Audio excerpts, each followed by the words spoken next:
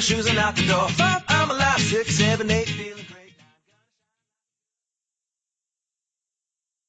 Hey everybody, welcome back to the Beyond Your Wildest Genes podcast. I am your co-host today, Dr. Mike Akinfora, and today I have with me Dr. Laura Kelly.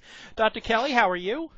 Hi, I'm very good. Wonderful. I'm going to read you Dr. Kelly's bio real quick, and we're going to get into the interview today. I'm very excited. Dr. Laura Kelly is a licensed traditional Chinese medicine practitioner and doctor of acupuncture and oriental medicine. She completed her medical training and doctorate at Yosan University in Los Angeles. Her private practice focuses on primary care and chronic disease. She's working with a research group to document the biochemical effects of Chinese herbs on fatigue and is leading the investigation on a non-surgical treatment for paralysis. On her blog, Case Notes at laurakellylac.wordpress.com, she writes about her experiences in medical practice. In 2017, she will complete the Institute of Functional Medicine Certificate Program, that is IFMCP. She lives and works in Topanga, California. Dr. Kelly, welcome to the show.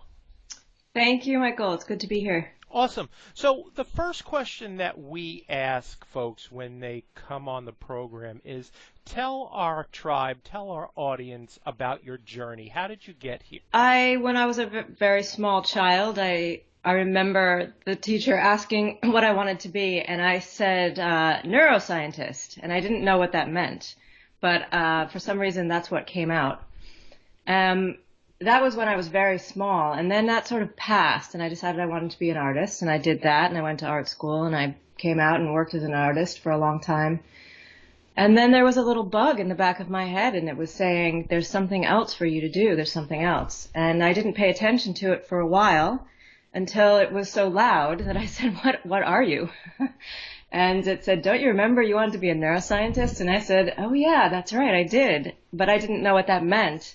And I still didn't really know what that meant because I didn't know which part of medicine I wanted to enter. So I started looking around. I thought about just traditional medical school because my brother's a surgeon, my uncle's a surgeon, and he's actually a neurosurgeon.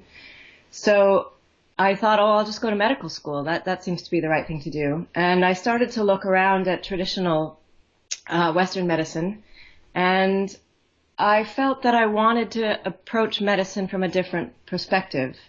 I wanted to approach the perspective of keeping people well and exploring wellness rather than simply illness. So I looked around at different medical paradigms and came to Chinese medicine. It's a very well-documented medicine. Some of the books we use are literally 5,000 years old. There are hundreds and hundreds and thousands of reports from doctors, from patients describing therapies and case reports and case reports and case reports. So for someone who's a researcher and sort of a more Western mind like I am, it provided enough information for me to say, I understand this and I can trust this and I believe this medicine. But also because it comes from a philosophy. And it's more of a philosophy of the connection of people to your environment and the environment to the world and everything sort of in a dynamic state of balance. And applying that concept to the body makes sense to me. So I love it. So I am a storyteller, and I love telling stories. You've written a really unique book. It is not just a cookbook, but it talks about, the name of the book is The Healthy Bones Nutrition Plan and Cookbook. Not just a cookbook, the whole first half goes through the dynamics of osteoporosis, and you've got some really neat information in there. But can you tell people the real-life story about how this book came about? Sure. Well, I was in school. My mother came to me and she said, listen, my doctor says that I must take an injection because my bones are so fragile. He's afraid I'm going to break them. So he said that he requires me to do that. And I don't want to do it, and I don't really know why, but I don't want to do it. So she said, is there anything else that I can do? And I said, well, I'm sure there is, but I don't know yet. So I said, give me a couple of months and let me try to wrap my head around the problem of thinning bones in this country and see what we're dealing with. In traditional Chinese medicine, there's, quite a large percentage of it, and especially dealing with internal medicine issues, we use a lot of herbs. And one of the areas of Chinese medicine is trauma medicine. And part of the herbal structure of that is bone healing, because it developed out of the Shaolin monks when they were training. There would be a lot of martial arts injuries, so they had to heal themselves. So trauma medicine deals with fractured bones very well. And I knew that. So I started there. And then I took a fracture map of the world and I looked at it and I said, why are there much higher fractures in certain areas of the world in terms of elderly fracture and much lower fractures in other parts of the world? And I started at that question and dug and dug and dug and explored and came up with a bunch of reasons, because there's never really only one, and put that list together and gave it to my mother. And I said, here are all the things that are affecting bone loss. And here are the things that you can do to strengthen and densify the bones. And she started with just a couple of those things. And on her next DEXA scan, for the first time in 20 years, she had no bone loss. Wow. So she did not even half of the things that were on that list. So that was the beginning of it. And, her doctor said, oh, it's a fluke. And I said, okay, well, maybe, who knows. And then again, her 2-year DEXA scan after that, still no bone loss. So that was the beginning of it. That's really cool. Really, Dr. Kelly, osteoporosis is usually thought of as a women's disease. What is osteoporosis and who should be concerned about it? I know that's 2 questions. And how does osteopenia differ from osteoporosis? Well, osteoporosis is measured by how less dense your bones are compared to the average sort of 30-year-old woman. Peak bone density in humans is around age 30, and peak bone density is important. I'm going to answer some other questions other than the ones you answered along the way, if you don't mind. Absolutely. Peak bone density is kind of an important thing to mention, because most people think, oh, okay, well, I'm going to wait until the system is set up so that when you're 65, you have a DEXA scan, or this is how it's been in the past, which is very late, because at that point, your bones already have become thin and have reached an osteoporotic state, which is a number of 2.5 standard deviations below what an average peak bone mass would be at 30. So peak bone mass at 30 is an important thing to mention, because it's really important. The stronger your bones are when you're 30, which is something that we should think about, the less likely you are to have enough significant loss later in life. So it's actually an issue, a lifelong issue, starting at around age 20, to start think about, am I strengthening my bones? Am I doing everything to get the most I can out of this so that I have room for bone loss that happens with later life? Generally speaking, women will lose some bone mass because of hormone loss. Hormones, estrogen is very tightly tied into the cycle of bone generation and bone strength. So there is some bone loss that is going to happen, but it is not enough to put everybody into osteoporosis as we see here. If you start out with a very low bone density, bone mass in your peak years, and you're going to lose, it'll appear more drastic later on. And then you may end up in osteopenia, which is like a pre-osteoporotic state where you have some bone loss, but it's not enough to put you into danger. And osteoporosis is not in itself a problem. There is no real danger from it as a disease state. But the danger comes and the problems come with fracture, because the bone is now much less resilient. And fracture in the elderly, it can even lead to death, just because you're immobile and you're not functioning properly, and then you just sort of stop living, and then that's a morbid state. So even though in itself it's not a problem, it can have sort of dire consequences. And that, yeah, we have heard stories of people have been leading what essentially they felt was a normal life, and they have a hip fracture, and that downward spiral, the older we get, has dire consequences. Yep.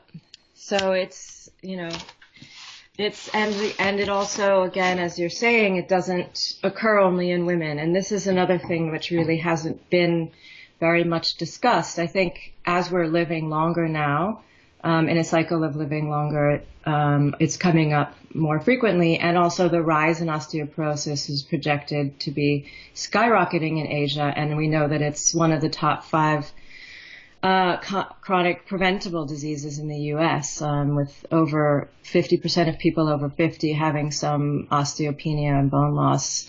And that is only over 50, so by the time you're getting to 70 or 80, the numbers are quite large. And that includes men. Men tend to lose bone density a little later than women. There's the larger frames, larger muscle structure will keep the bone a little longer. But when they're hitting 70, they're starting to show bone loss, and 30% of hip fractures actually do occur in men. And they actually are more prone to more difficulty after fracture than women are. So it's an issue as we're starting to live into 80s and even 90s. I don't know how far it will go, but this is going to become a major problem, more so than it is. And it's a completely addressable problem, and that's health.gov, came out with their report from 2012 to 2020 in the state of health in America, and they very explicitly say that this is a preventable issue. So I wrote this book with my mother, for my mother, and with my mother, to share that information and say, look, we can continue to search for drugs, which partially work sometimes, or we can say let's just not get this problem in the first place. Let's just not have this problem, because we can prevent it with being careful about our diet and exercise and doing all the things that are good for us, and not have to deal with it in the long run. So. Absolutely. One of the things that you wrote that I think was so important, and I really need the audience to understand, is with what's called trabecular bone loss, it's 7 to 11% per decade. So at 30 is the peak, and most of us are living into our 70s and 80s now. You're talking 50% bone loss. That is astronomical. And what you're saying is it's completely preventable. Right. I mean, I think that there's a much slower rate of bone loss while you're still in rich with hormones, while you're still, that larger loss comes after the hormonal decline. In general, if people are not doing the things in standard to keep up with their bone mass. Again, it's if untreated, it can be really dire. And the other issue I think to bring up, it's really important, is that the way that this country looks at osteoporosis and measures osteoporosis is through a bone density scan. Mm-hmm. So what they're looking at is the density, the mineral density of the bone. And one of the things that's left out, which I think is extremely important and really should be addressed if we're actually going to determine who is at risk, is the idea of flexibility.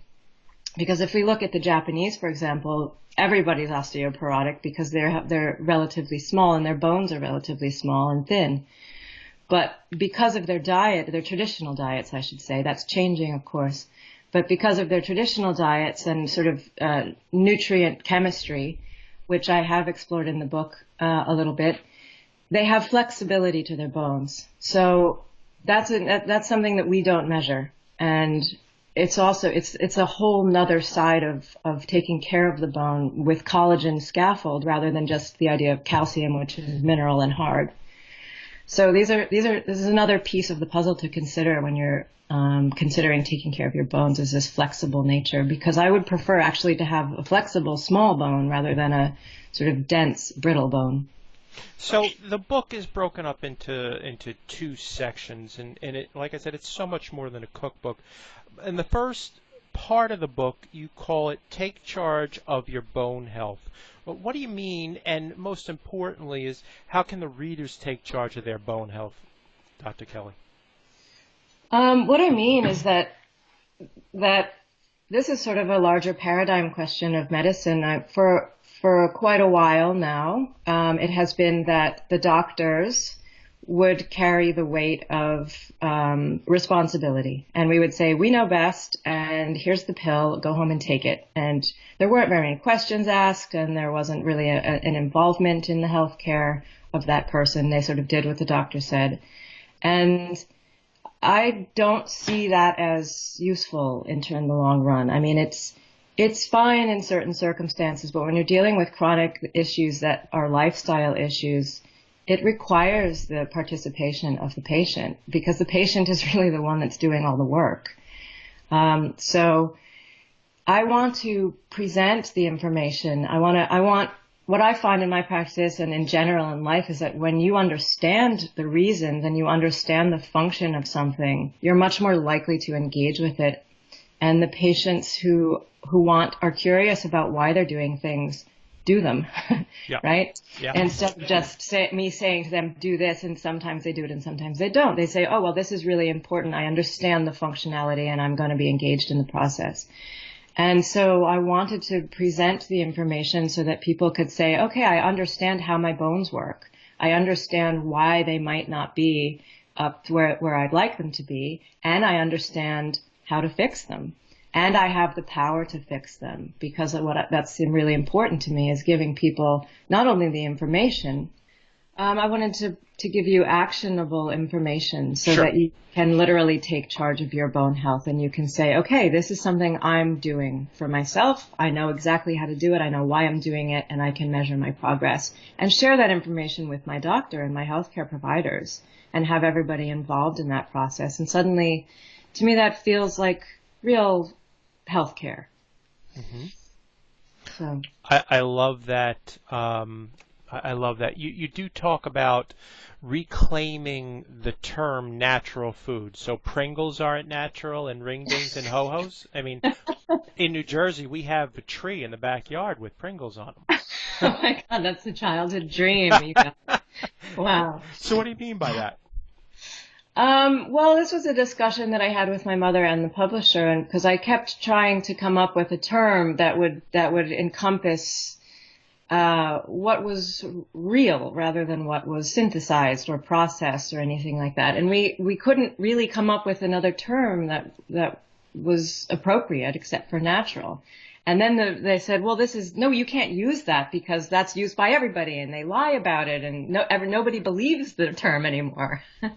And I said, well, you know what? I don't care, actually, because the fact of the matter is that natural is, it retains its own meaning. And yes, people have abused that word, but I feel like I want to use the word properly as what it means, which is a natural state of a food, a natural state of health, a natural state of anything. And we know what those are inherently. We understand nature. We understand our place in nature. And for those people who have abused that word, I just wanted to reclaim it so I could use it, basically. Awesome. And one of the things that I noticed, and I have always said that you can't supplement your way to good health if you have a horrible diet, but you really have some excellent thoughts on supplementation in addition to eating healthy. Can you talk about some of them with our audience today? Sure. What exactly? I was thinking, because most people really think only calcium when it comes to bone health, and that's really not, it's just the tip of the iceberg. So if you just want to cover a couple of those, like vitamin D and K2, stuff like that. Well, when you're trying to build bone, of course, calcium is the major mineral that's in the bone. So of course it makes sense that we need to make sure we have enough calcium. But the way that the system works is a lot more complex than that.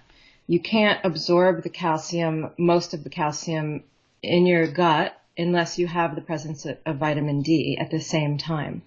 So they're right off the bat, just from when you're starting to ingest it, it needs a partner. It has a partner in vitamin D, and it must be present for a majority of the absorption of calcium. Your gut bugs have to be in good shape in your intestines. There's the production of a molecule called calbindin, which also facilitates the calcium that's now starting to be absorbed to take it through the wall of the intestine. So as you can see right away, even just in the initial stages, there are all these pieces that have to be in partnership and working together for you to actually even just get the calcium into your system. So then you have, in order to get the calcium to deposit into the bone properly, one of the major pieces of that puzzle is a protein hormone called osteocalcin. Osteocalcin will not function properly unless it has vitamin D, magnesium, and vitamin K2. So without the presence of those three things, you're not going to get proper deposition of your calcium into your bone. So you can see that this cycle there's not one piece that is the key. They all must be present for that cycle to work properly. So a lot of these things are relatively easy to get in your diet in the West. We have a relatively high calcium diet. So more importantly are actually the nutrients that we're not high in. Magnesium, a lot of the numbers coming out again out of the CDC, out of the government, are showing really massive deficiencies in the U.S., which seems very surprising, but in fact is the case. Magnesium is potentially looking at 60-70% of Americans having a deficiency in magnesium. Vitamin K2 is really a key vitamin in bone growth and bone health, and it's basically missing from the Western diet, which may be the reasons why we're having such severe osteoporosis in this country. So finding ways to include these nutrients in your diet is something that I am trying to help you do in the book, trying to understand, first of all, why they're important and how they work in the cycle of bone growth, but also where you can find them, what the sources are. Sure. And the other thing that's important is that even if you're you can't just supplement yourself, as you were saying, Michael. You can't just do that because, first of all, there's so many pieces and so many supplements that you'd have to take. But secondly, these things like the calbindins from the gut bugs, you can't take those. And you can take enzymes, but there are a lot of enzymes that are required for the breakdown and the translation of nutrients, because you don't eat a vitamin and the body just uses the vitamin in that form. The body has to transform that vitamin using gut bugs, using enzymes to transform that vitamin into a form which your body can actually use. So all of these things have to be working, and that's why within natural foods there are enzymes present, and there are inulin and things that are going to feed your gut bugs to produce the things that you need to help digest and get the nutrients from your food. So all of these things are not things that you're going to find in supplements. Perfect. Before I get to the recipes in the second part of the book, again, a takeaway for the audience. In your recipes, you include some surprises, such as instruction on how to make your own butter, how to make bone health vinegar, and how to grow shiitake mushrooms. Could you talk about that a little bit? That's amazing. Sure. Well, butter is delicious, and we need saturated fat. I mean, saturated fat was, this is a big issue, as you know. It was the devil for a really long time. Fat is a complicated issue, but we do need saturated fat in our diet. I prefer raw milk myself for various reasons, and it was difficult to find raw butter, so we started making our own butter. and it's delicious. And it's got a lot of, good bacteria in it and healthy fats in it. So that's one thing I thought we would share. The bone vinegar is actually my favorite thing in the book, because you can literally go into your backyard and collect what we would consider now weeds, and put them into vinegar, and the vinegar draws the nutrients, including calcium and minerals, out of the weeds. Herbs are very high in general in calcium. These types dill, these types of sage, these kinds of herbs are very high in calcium. So you can create a very delicious vinegar using very little money, right? You have a jar and you have a quart of vinegar, a gallon of vinegar, and stuff that you can collect in your backyard or buy, online. And you have a wonderful, very rich, bone strengthening concoction here. You'll have, depending on what you use, you're going to have 300 milligrams of calcium, which is, a third of what you need at least, if not more. So you're going to have phytoestrogens, you're going to have all sorts of minerals, you're going to have all sorts of nutrients. So it's a great thing to be able to make yourself. My partners, Dr. Wanda Lee and Dr. Noah, they want to know how you grow your own shiitake mushrooms. Well, it is in the book. You basically have a piece of wood and spores and some dirt, and that's what you do.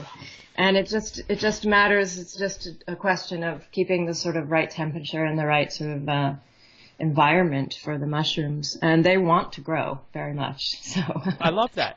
So what are some of your favorite recipes in the book? Well, apart from the bone vinegar again, which I just really have a thing for, I really like the poke bowl that I put together, because it's got a lot of options, and you can literally cover your entire bone nutrient intake if you ate a really big poke bowl for the day. It's a great recipe in my mind to start with when you're looking at the book and starting to learn how to measure the ratio of the things that you're taking in and what you might be missing.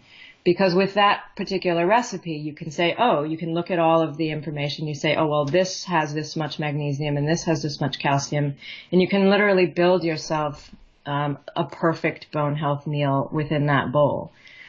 And I think that's a really great place to start, because one of the keys to the book is in each recipe has at the end of it how much magnesium or how much calcium, how many key bone health nutrients you're actually getting in this recipe. So I think it's a good way to start. Another recipe I really like is kind of a strange recipe, but it's incredibly delicious. And it's the watermelon gazpacho with basil oil.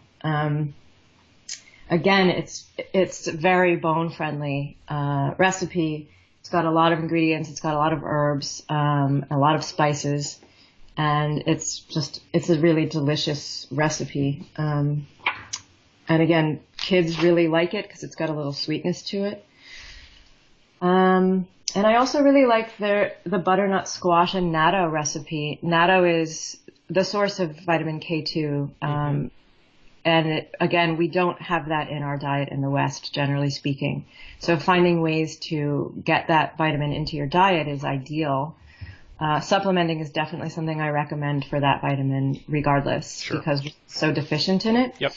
But natto is not quite, it's not really, it's got a particular taste to it that's hard for Westerners to come to enjoy. The natto powder, the butternut squash natto powder soup, the natto powder itself, it eliminates that sort of strange flavor that natto has, and it actually is sort of caramelly. And so if you just puree your butternuts, your cooked butternut squash, and add some natto powder, you're getting maybe 400 micrograms of K2, and nobody knows exactly about the dosages of this vitamin yet because the research is all relatively new. But it's looking at probably, on an average, maybe 90 micrograms a day. I think a bowl of natto, generally eaten for breakfast in Japan, contains somewhere around 450. So If you're going to have a nice tablespoon of natto powder in your butternut squash, you're probably getting another, I don't know, 200 or 300 micrograms, which is sufficient for a standard dose of K2. That's cool. And here's the cascade is you need K2 to activate vitamin D. You need vitamin D for your magnesium. You need your magnesium for your muscles and your bones. They're all related and they play on each other. And you talked about in the book the ratios and the relationships that these minerals have and how important they are. And I think that's really important for our listeners to understand.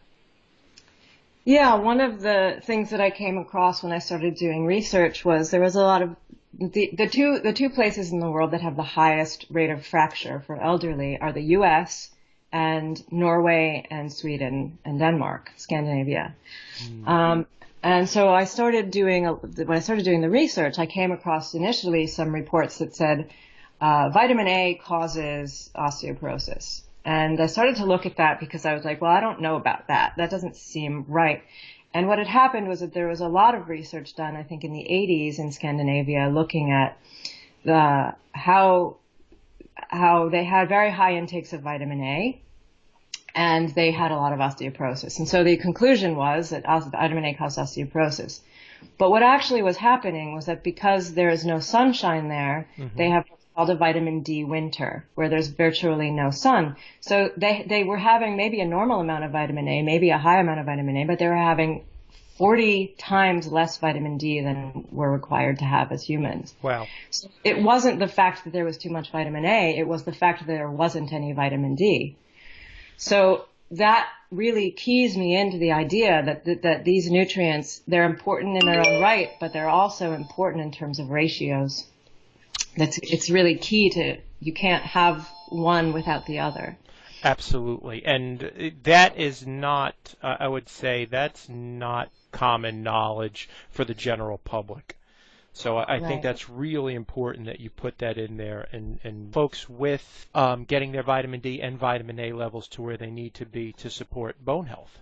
Right. And I mean, that I believe that that's true across all minerals and all nutrients. I think it's not just vitamin A and D that need to be in ratio to each other. I think it's calcium and magnesium need to be in ratio to each other. Omegas fats need to be in ratio to each other. So I think that across the board, all of our systems, everything in our body is in a dynamic balance, and that dynamic balance can be optimized for optimal health. I love it. Laura, thanks so much for being with us today. Can you tell our audience where they can find you in the world? Sure. Well, drlaurakelly.com has a bunch of information about me and a bunch of writing. The Healthy Bones book is the book website.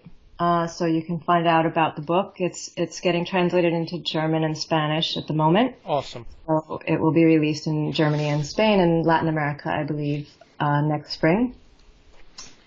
And I'm sort of putting together medicinethroughfood.com at the moment, where I'm sort of, as I write more books with, covering more health issues, all of course with food and an understanding of nutrition, you'll be able to find the information there at medicinethroughfood.com. I love it. Thanks again for being on the show. Folks, what I would appreciate is if you liked what you heard today, please go to iTunes and leave a review so we can help us help you.